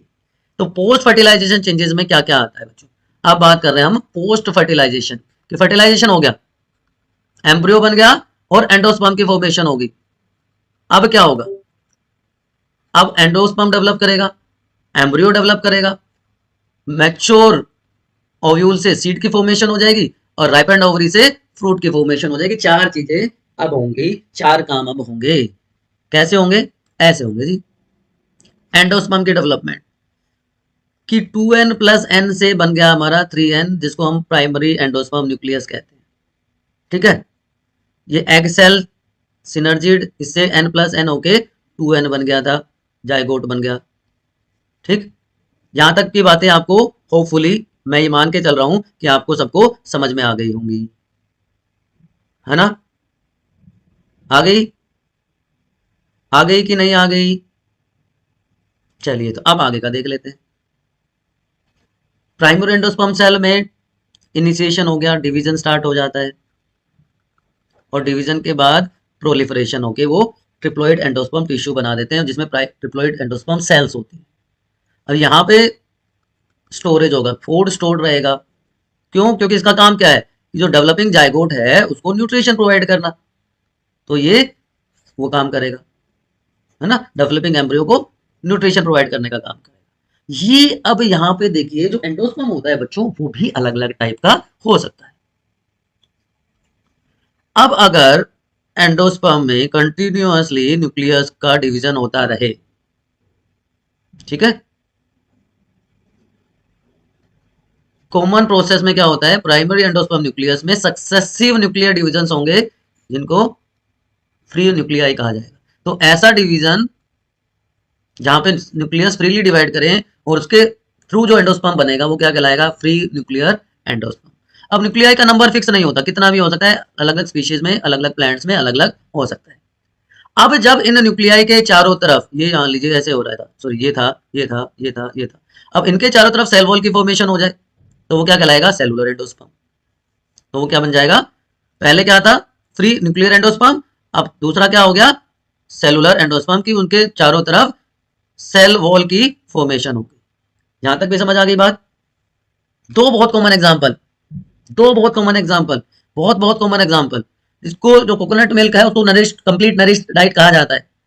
तो टेंडर कोकोनट वाटर जो है फ्री न्यूक्लियर एंडोस्पर्म है, उसमें हजारों फ्री न्यूक्लियाई प्रेजेंट होते हैं। और जो व्हाइट वाला पार्ट है जिसको आप क्रीम कहते हो वो है सेलुलर एंडोस्पर्म, के उसके चारों तरफ पहले ये था, ये ये फ्री न्यूक्लियाई थे और उसके बाद ये मान लीजिए आप इनके चारों तरफ सेल वॉल की फॉर्मेशन होगी। तो ये सेलुलर एंडोस्पर्म, ये फ्री न्यूक्लियर एंडोस्पर्म, याद रह जाएगा। एक और भी होता है हेलोबियल एंडोस्पर्म, ठीक, चलिए एक पार्ट, चार में से एक कर लिया हमने पोस्ट फर्टिलाइजेशन में। अब आ जाते हैं हम एम्ब्रियो पे। एम्ब्रियो डेवलपमेंट को आप वीआईपी, वेरी वेरी इंपॉर्टेंट मान के चलिए। अब एम्ब्रियो बना कहा था हमारा, जो हमारा एम्ब्रियो सैक था, जो 7 सेल्ड 8 न्यूक्लियर स्टेज थी, उसमें जो माइक्रोपाइलर एंड था उस पे क्या बन गया हमारा, जाइगोट बन गया, ठीक है। और इसी जाइगोट में डिवीजन होके क्या बन जाएगा, जाइगोट में डिवीजन होके एम्ब्रियो की फॉर्मेशन हो जाएगी। ये जाइगोट है, जाइगोट में एक बार डिवीजन हुआ, 2 सेल बन गई, ठीक है। थोड़ा सा उसमें एंडोस्पर्म होना जरूरी है क्योंकि उससे उसको न्यूट्रिशन मिलेगा, ठीक है।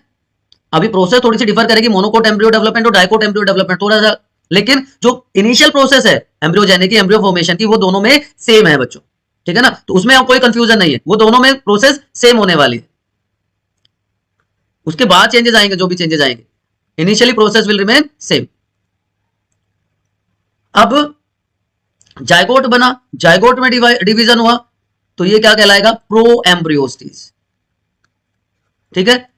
मल्टीपल डिविजन होंगे, 2 ग्रुप्स बन जाएंगे सेल्स के, ठीक है, वो क्या कहलाएगी, ग्लोबुलर स्टेज। फ्यूजन हो जाएगा सेल्स का, then it is known as heart shape, and finally mature embryo is formed.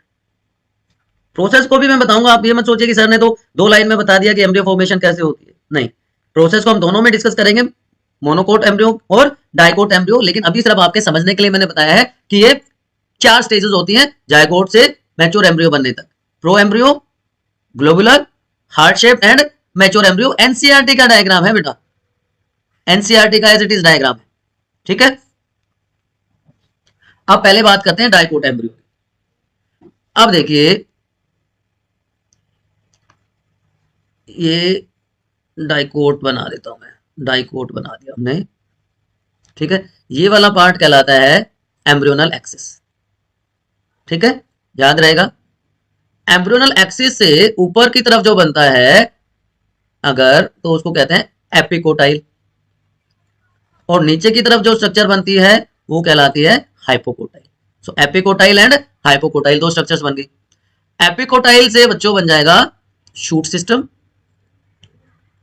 जिसको हम कहते हैं प्ल्यूम्यूल, और हाइपोकोटाइल से बन जाएगा रूट सिस्टम, जिसको कहा जाता है बच्चों रेडिकल। तो रेडिकल और प्लूम्यूल की फॉर्मेशन हो जाती है। रेडिकल रूट में क्या होती है, रूट कैप, और रूट कैप की कवरिंग को कहा जाता है क्ल्यूराइजर। ठीक है, ये आप ये दोनों में ही होता है, तो आप ये मत समझिएगा कि सर ने बता दिया ये तो मोनोकोट का है। यहां पे आप देख लीजिए, क्लियोप्टाइल कहेंगे। जो प्लूम्यूल की कवरिंग है उसको कहेंगे, उसको क्या कहेंगे, क्लियोप्टाइल।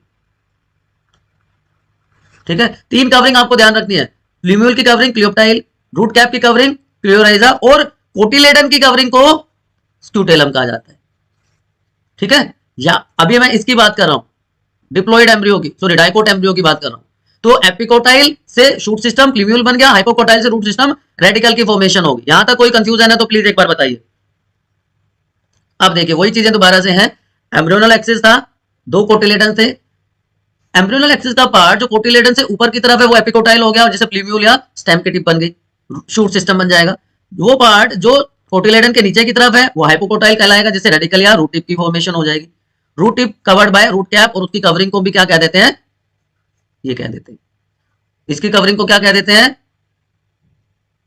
क्लियोप्टाइल। ठीक, यहां तक कोई कंफ्यूजन? चलिए अब मोनोकोट एम्ब्रियो की बात कर लेते हैं। मोनोकोट एम्ब्रियो में बच्चों कोटिलेडन ही एक होगा। ठीक है, तो यहां पे जो एपिकोटाइल है दैट इज एपिब्लास्ट,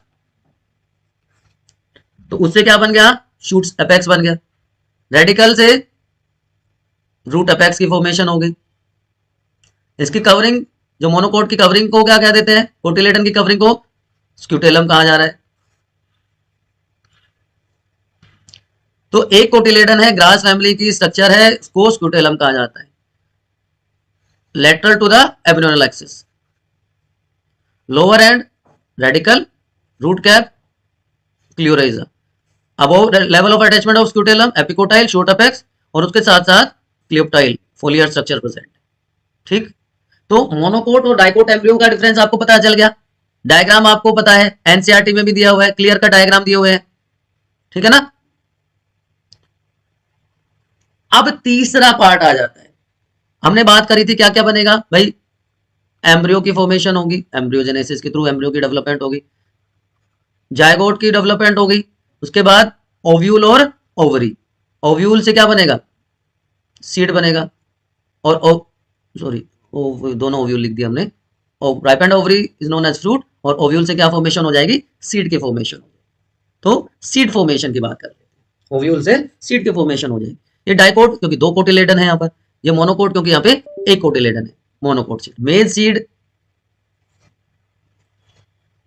कहते हैं क्या, नहीं, इसको मेज ग्रेन कहा जाता है। आप में से कितने बच्चों को पता है व्हाई इट इज कॉल्ड मेज ग्रेन, बताइए कमेंट सेक्शन में।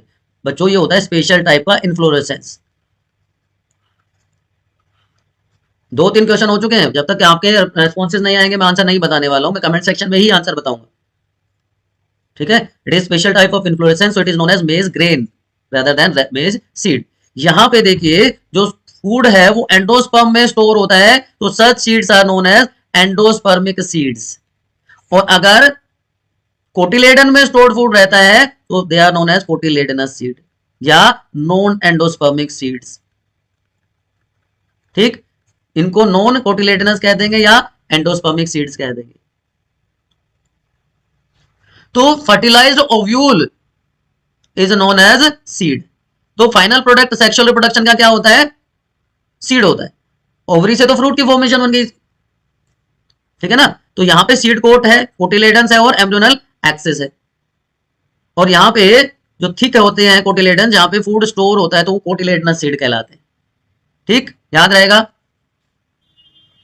अगर सीड कोट की बात करूं तो दो कवरिंग होती है, आउटर कवरिंग को कहते हैं बच्चों टेस्टा, और इनर कवरिंग को कहते हैं टेगमेन। तो टेस्टा और टेगमेन दो कवरिंग्स होती है सीड कोट की, आउटर टेस्टा एंड इनर टेगमेन।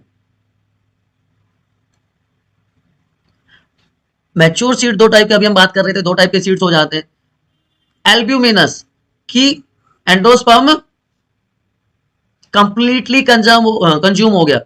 ठीक है, तो ये कैसे हो गए, कोटिलेडनस, कोटिलेडन्स में स्टोर्ड फूड है, पी, ग्राउंड नट, बीन्स आप देख पा रहे हो। लेकिन एंडोस्पर्म का कुछ पार्ट परसिस्ट करता है, कॉर्न में, मेज में, ठीक है ना। तो ये क्या कहलाएंगे, ये क्या कहलाएंगे, ये कोटिलेडनस थे तो ये क्या हो गए, एंडोस्पर्मिक या एल्ब्यूमिनस। ठीक, वही सारे के सारे आउटर कवरिंग टेक्स्ट था। इनर क्या कहलाती है, टेगमेन। एपिकोटाइल से शूट सिस्टम प्लूम्यूल बन गया, हाइपोकोटाइल से रूट सिस्टम रेडिकल बन गया। ये कोटिलेडन जिनमें स्टोर्ड फूड है, बीन। कॉर्न में एल्यूरोन लेयर भी होती है। एल्यूरोन लेयर का काम क्या होता है बताइए, यहाँ पे मोस्ट पार्ट इज एंडोस्पर्म, क्योंकि यहाँ पे एंडोस्पर्म में फूड स्टोर है, एक कोटिलेडन प्रेजेंट होता है। ठीक है, चलिए बच्चों, यहां तक मुझे लग रहा है बहुत सारी चीजें अभी तक आपके समझ में आ गई हैं। तो ये देखिए कोटिलेडन्स हैं, ये माइक्रोपाइल जहाँ ओपनिंग होती है, स्मॉल ओपनिंग। आपने कभी ग्राम सीड अगर देखा, वहां पे छोटा सा एक होल होता है, वो माइक्रोपाइल कहलाता है। और ड्यूरिंग जर्मिनेशन प्रोसेस ये माइक्रोपाइल के थ्रू रेस्पिरेशन का रेट बढ़ जाता है प्लांट्स में, रेस्पिरेशन रेट बिकम्स हाई। ठीक है, ये इंपॉर्टेंट डायग्राम है, इसको आप स्किप नहीं कर सकते। ये पूरा का पूरा एंडोस्पर्म है जहाँ पे स्टोर्ड फूड है। स्क्यूटेलम उसका कवरिंग हो गई, coleorhiza root cap, root tip, coleoptile shoot tip. ठीक है ना, ऑलरेडी मैं सारी चीजें, ये एग्जांपल्स और ये स्ट्रक्चर मेज ग्रेन की, मेज सीड की। मेज ग्रेन क्यों कहते हैं वो भी आपको मैं ऑलरेडी बता चुका। ठीक है ना, चले आगे, चले आगे, चलो सर चलो। पेपर सीड, पीनट सीड, क्या डिफरेंस लग रहा है आपको दोनों, क्या डिफरेंस लग रहा है। कोटिलेडन है, सीड कोट है, प्लूम्यूल है, रेडिकल है। कोई ऐसा वर्ड जो आपको अभी तक लग रहा हो कि सर ने नहीं बताया है, प्लीज पूछ लीजिए। ये दो वर्ड हैं, perisperm and pericarp, pericarp plus perisperm. ये दो नए वर्ड हैं जो अभी तक हमने डिस्कस नहीं किया, आप लोग नहीं बता रहे, मैं बता देता हूं। ठीक है, रिमेनेंट्स ऑफ न्यूसेलस, न्यूसेलस क्या कर रहा था, वहां पे स्टोरेज था फूड का। एम्ब्रियोस एक में जब हमने डायग्राम देखा था तो क्या था, यहाँ पे इंटेगुमेंट्स थे, ये चैलेंजर लैंड था, ये वाला एरिया है, इसको हम क्या कह रहे थे, न्यूसेलस। यहाँ पे स्टोर्ड फूड था, इंटेगुमेंट्स कवर कर लेती है एम्ब्रियोस को, सिर्फ एक ओपनिंग रह जाती है माइक्रोपाइल वाली। फिर इधर फ्यूनिकल और हाइलस, हाइलम था, है ना। तो जो रिमेन्स हैं न्यूसेलस के, अगर वो परसिस्ट करते हैं सीड में, then it is known as perisperm. Beet और ब्लैक पेपर में पेरिस्पर्म प्रेजेंट होता है। तो बात खत्म। अब जो इंटेगमेंट्स थे, ये वाली जो स्ट्रक्चर थी, प्रोटेक्टिव स्ट्रक्चर्स थी, ये हार्ड हो जाती हैं। और यहाँ पे एक स्मॉल पोर है माइक्रोपाइल, जिसके थ्रू अभी मैंने बताया ऑक्सीजन का, रेस्पिरेशन का प्रोसेस होता है, और वाटर एंटर करता है जर्मिनेशन के टाइम पे, और जर्मिनेशन के टाइम पे इसीलिए रेस्पिरेशन का रेट बढ़ जाता है। ठीक, तो ये भी क्लियर हो गया आपका। अब क्या बच गया आपका, पेरिकार्प बच गया। ठीक है, अब सीड जैसे जैसे मैच्योर होता जाता है, उसका मॉइस्चर कंटेंट हो जाता है कम, और वो बहुत जरूरी है स्टोरेज के लिए। ड्राई सीड में सिर्फ 10 से 15% ही मॉइस्चर कंटेंट होता है, जिससे जो मेटाबॉलिक एक्टिविटी है एम्ब्रियो की, वो स्लो डाउन हो जाता है। और जब मेटाबॉलिक एक्टिविटी स्लो डाउन हो जाए एम्ब्रियो की, तो वो इनएक्टिव स्टेज में चला जाता है। And inactive stage of embryo is known as seed dormancy. Inactive stage of seed is known as seed dormancy. तो अनफेवरेबल कंडीशन में ये डोरमेंट हो जाता है, लेकिन जैसे ही सुटेबल कंडीशन मिलेंगी, फेवरेबल कंडीशन आएगी, मॉइस्चर मिल जाएगा, ऑक्सीजन होगी, टेम्परेचर परफेक्ट हो जाएगा, तो वो जर्मिनेट करना शुरू कर देंगे। ठीक है बच्चों, ठीक है क्या, ठीक है, चलिए। तो ये चारों पार्ट भी हमने कर लिए। अब बात आती है कि क्या इंपॉर्टेंस होती है सीड का, एडवांटेज क्या है, क्यों जरूरी है सीड। अब जो बहुत सारे प्लांट्स हैं जिनमें पोलिनेशन और फर्टिलाइजेशन प्रोसेस तो पानी पे डिपेंड नहीं करती, सीड फॉर्मेशन डिपेंड करता है। ठीक है, जो अडेप्टेशन के मेथड्स हैं, जो डिस्पर्सल के नए वेज हैं, जिससे वो नए एरियाज में, न्यू हैबिटेट में पहुंचते हैं, तो जिससे एक नए हैबिटेट में वो स्पीशीज फ्लरिश कर सकती है, डेवलप कर सकती है। इसके अलावा सीड्स में स्टोर्ड फूड होता है, तो वो नरिशमेंट प्रोवाइड करता है जब तक कि प्लांट थोड़ा सा कैपेबल ना हो जाए अपना फूड खुद प्रिपेयर करने में, मतलब वो कैपेबल ना हो जाए फोटोसिंथेसिस के। ठीक है, तो इसलिए सीड की जरूरत होती है। लेकिन सीड की वायबिलिटी बहुत इंपॉर्टेंट रोल प्ले कर देती है। थोड़ी देर पहले मैंने आपको बताया था सीड वायबिलिटी के बारे में। व्हाट इज सीड वायबिलिटी, है ना। उसके अलावा कुछ और एडवांटेजेस हैं, आप एक बार रीड कर लीजिए। Hard seed code protection provide करता है एम्ब्रियो को, ठीक है ना। न्यू जेनेटिक कॉम्बिनेशन या वेरिएशंस आ जाती है क्योंकि ये फाइनल प्रोडक्ट है सेक्सुअल रिप्रोडक्शन का। डोरमेंसी और डिहाइड्रेशन की वजह से स्टोरेज बहुत ईजी हो जाता है, जिससे कि हम पूरे साल या नेक्स्ट क्रॉप को रेज करने के लिए भी सीड्स ऑब्टेन कर पाते हैं, ठीक है ना। तो ये कुछ एडवांटेजेस हैं सीड्स के, कोई बहुत नई बात नहीं है। वायबिलिटी ऑफ सीड्स, यस, ये वाली जो बात हम कर रहे थे ये इंपॉर्टेंट है। वायबल, वायबल का मतलब जिसमें एबिलिटी हो कि भाई सीड रिलीज हो गया, सारा काम हो गया, लेकिन उसमें जर्मिनेट करने की एबिलिटी है कि नहीं है, उसमें मॉइस्चर कंटेंट 10 से 15% है कि नहीं है, जिससे कि वो डोरमेंसी में चला जाए, कंडीशन अनफेवरेबल होगी। मान लो हमने ड्राई नहीं हुआ सीड, उसमें व्हाट यू से मॉइस्चर कंटेंट ज्यादा रहेगा तो जर्मिनेट कर जाएगा, स्टोरेज होगा ही नहीं उसका, है ना। तो वेबिलिटी इज वेरी इंपॉर्टेंट, लेकिन ये भी species to species, plant to plant vary करती है। कुछ में ये कुछ वीक्स का या मंथ्स का होता है, कुछ हंड्रेड्स ऑफ ईयर्स रह जाते हैं। दो बहुत इंपॉर्टेंट एग्जांपल्स हैं, ये दोनों एग्जांपल आपको याद रखने हैं। ये दोनों एग्जांपल फिनिक्स और ल्यूपिनस। देखिए, in few species seed lose viability within a few months, जैसे हमारे सीरियल्स में होता है, व्हीट में और राइस में। लेकिन seed of many species live for several years. Some seed can remain alive for hundreds of years. Oldest जो मिला है ल्यूपियस, ल्यूपिनस आर्टिकस, जो आर्कटिक टुंड्रा से मिला है, 10,000 साल पुराना है। 2000 साल पुराना वायबल सीड मिला है डेट पाम का, फिनिक्स डेक्टिलिफेरा का, जहाँ किंग हेरोड्स पैलेस डेड सी के पास मिला है। तो दोनों इंपॉर्टेंट एग्जांपल्स हैं, ये सीड्स हैं उनके, ल्यूपिनस के और फिनिक्स के, ठीक। अब पेरिकार्प की बात कर रहा था मैं, आपका पेरिकार्प रह गया था ना। Exo means outside, endo means inside, और मीजो मीन्स इन दोनों के बीच का, जिसको हम फ्लैशी पार्ट नॉर्मली कहते हैं, है ना। अब fruit, ripened ovary is known as fruit. दो टाइप के फ्रूट होते हैं, एक होता है ट्रू फ्रूट एंड एक होता है फॉल्स फ्रूट। सर ये क्या होता है, फॉल्स भी होता है, फ्रूट फ्रूट तो फ्रूट होता है। यस, ट्रू एंड फॉल्स दो टाइप के फ्रूट्स होते हैं। क्या फर्क है दोनों में। ओवरी से बन गया फ्रूट, है ना, और ओवरी की जो वॉल है वो क्या बना देती है, फ्रूट की वॉल, जिसको हम क्या कहते हैं, पेरिकार्प। अब कुछ फ्रूट में आपने देखा होगा तीनों के तीनों ये लेयर्स हैं वो एडिबल होती हैं, कुछ में मीजोकार्प एडिबल होता है, कुछ में एंडोकार्प एडिबल होता है।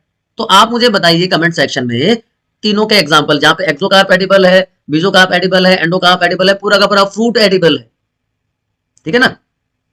तो एक क्लासिफिकेशन तो मैंने अभी आपको बताई कि दो टाइप के फ्रूट होते हैं, ट्रू फ्रूट होते हैं, फॉल्स फ्रूट होते हैं। एक और क्लासिफिकेशन भी होती है, fleshy fruits and dry fruits. आपके जो गुआवा, ऑरेंज, मैंगो है उनको हम फ्लैशी फ्रूट्स कहते हैं, जबकि ग्राउंड नट है, मस्टर्ड है, वो क्या होंगे, ड्राई फ्रूट्स कहलाते हैं। ठीक है बच्चों, ठीक है सर, आप कह रहे हैं तो मान लेते हैं। अगर सिर्फ ओवरी फ्रूट फॉर्मेशन में हेल्प करे, if only ovary help in fruit formation, such fruits और आर नोन एज फ्रू फ्रूट्स। मोस्टली यही होते हैं, ठीक है।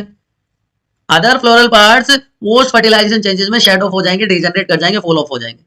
लेकिन थैलेमस या दूसरे फ्लोरल पार्ट्स भी अगर फ्रूट फॉर्मेशन में हेल्प करते हैं, जैसा कि एप्पल में होता है थैलेमस फ्रूट फॉर्मेशन में हेल्प करता है, then they are known as false fruit.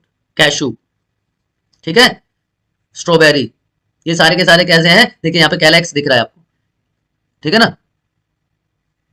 ये हाइपेंथोडियम, हाइपेंथियम या हाइपेंथोडियम एक इन्फ्लोरेसेंस भी होता है, आपको याद रखना है, 11th क्लास में आपने पढ़ा है। तो सिर्फ ओवरी फ्रूट फॉर्मेशन हेल्प करे तो ट्रू फ्रूट, लेकिन थैलेमस या दूसरे फ्लोरल पार्ट भी फ्रूट फॉर्मेशन में अगर हेल्प करते हैं तो such fruits are known as false fruits. ठीक है बच्चों। अब कई बार क्या होता है कि फ्रूट फर्टिलाइजेशन के बिना भी डेवलप हो जाता है, ऐसे फ्रूट्स को कहते हैं पार्थिनोकार्पिक फ्रूट। और एक एनिमल्स में हमने वर्ड पढ़ा था, प्रोसेस पढ़ी थी, पार्थिनोजेनेसिस। किसमें होती है parthenogenesis, male honey bee shows parthenogenesis, जो कि सारे के सारे हैप्लॉइड होते हैं, 16 नंबर ऑफ क्रोमोसोम होता है, फादर नहीं होता, लेकिन सन नहीं होता, लेकिन ग्रैंड फादर और ग्रैंड सन हो सकता है। मैंने कहा था बहुत इंपॉर्टेंट क्वेश्चन है, ध्यान दीजिएगा, ठीक है ना। तो फर्टिलाइजेशन के बिना अगर फ्रूट फॉर्मेशन होती है तो उसको कहते हैं पार्थिनोकार्पी, ये इंपॉर्टेंट है। सीडलेस प्लांट को, सीडलेस फ्रूट्स को ग्रो करने में हेल्पफुल है। इसको आर्टिफिशियली किया जाता है आजकल, ग्रोथ हार्मोन्स को यूज करके पार्थिनोकार्पी इंड्यूस की जाती है, ठीक है ना। और ऐसी ही एक और प्रोसेस है, ऐसी ही एक और प्रोसेस है जिसको कहते हैं बच्चों एपोमिक्सिस। इसके लिए दो वर्ड यूज किए जाते हैं कि it is type of asexual reproduction which mimics sexual reproduction. कि है तो एसेक्सुअल रिप्रोडक्शन लेकिन दिखाता कैसा है कि ये तो सेक्सुअल रिप्रोडक्शन है। उसको, उस प्रोसेस को कहते हैं apomixis. Fruit formation without fertilisation क्या था? पार्थिनोकार्पी। Fruit without fertilisation. लेकिन यहां पे हम बात कर रहे हैं सीड की formation without fertilisation. Seed formation without fertilisation is known as apomixis. Asteraceae family grasses में ये नॉर्मली देखने को मिलता है। तो अभी जो मैंने सेंटेंस लिखा था देखिए, एज इट इज वही sentence, form of asexual reproduction that mimics sexual reproduction. ठीक है जी, कैसे होता है? अब देखिए, आपको ये पता है कि एग सेल है डिप्लॉइड, है ना। नॉर्मली म्यूसिस होता है, रिडक्शनल डिवीजन होता है, तो ये हैप्लॉइड बन जाती है। लेकिन अगर म्यूसिस ना हो, रिडक्शनल डिवीजन ना हो, तो क्या होगा? तो एम्ब्रियो फर्टिलाइजेशन के बिना ही डेवलप हो गया ना। कैसे हुआ देखिए, पहले इस बात को आप हाईलाइट कर लेते हैं कि diploid egg cell is formed without reductional division and develop into embryo without fertilisation. कि क्या होता है सिट्रस या मैंगो वेराइटीज में जो न्यूसेलस की सेल्स हैं, न्यूसेलस क्या था? न्यूसेलस ये था, इंटेगुमेंट के ऊपर का जो पार्ट था वो न्यूसेलस था। तो न्यूसेलस की जो सेल्स हैं, ये बीच में एम्ब्रियो सैक है, तो न्यूसेलस की जो सेल्स हैं वो डिवाइड करती है, दे अंडरगोज डिवीजन, ठीक है, और एम्ब्रियो की फॉर्मेशन कर देती है। तो हर ओव्यूल में बहुत सारे एम्ब्रियो बन जाते हैं, और एक से ज्यादा एम्ब्रियो जब प्रेजेंट होता है सीड में तो पोली एम्ब्रियो। आपने लेमन को स्क्वीज किया है, आपने ऑरेंज को स्क्वीज किया है, तो उसमें आप देखते हो ना, तो ये देखिए इंटेगुमेंट थे, ये वाला पार्ट था न्यूसेलस, ये नॉर्मल एम्ब्रियो है, और ये न्यूसेलर एम्ब्रियो है।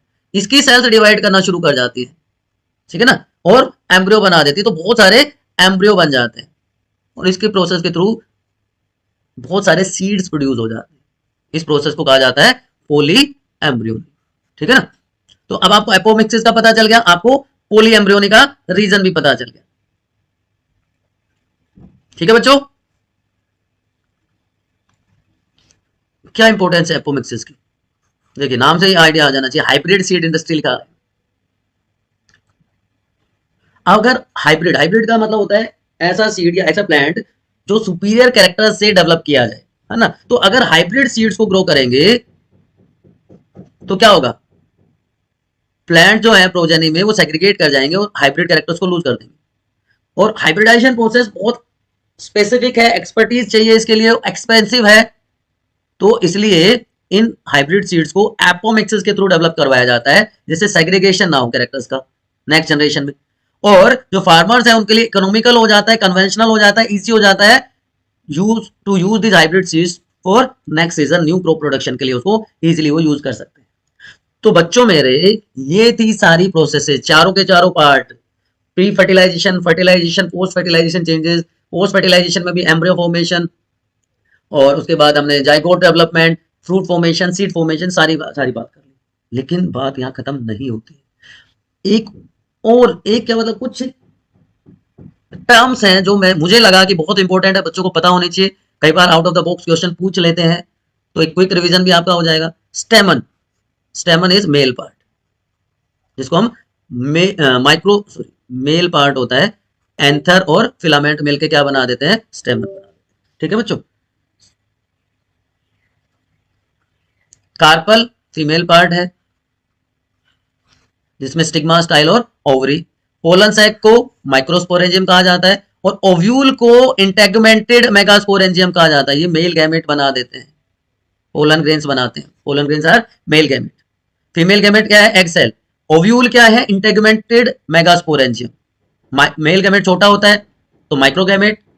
Germinating pollen tube male gametophyte कहलाता है, और एम्ब्रियो सैक को फीमेल गैमेटोफाइट। तो डेवलपमेंट ऑफ मेल गैमेटोफाइट अगर आए तो जर्मिनेटिंग पोलन ग्रेन के बारे में बताना है। डेवलपमेंट ऑफ फीमेल गैमेटोफाइट आए तो आपको एम्ब्रियो सैक को एक्सप्लेन करना है, ठीक है ना, ध्यान रखना है बच्चों, ध्यान रखना है।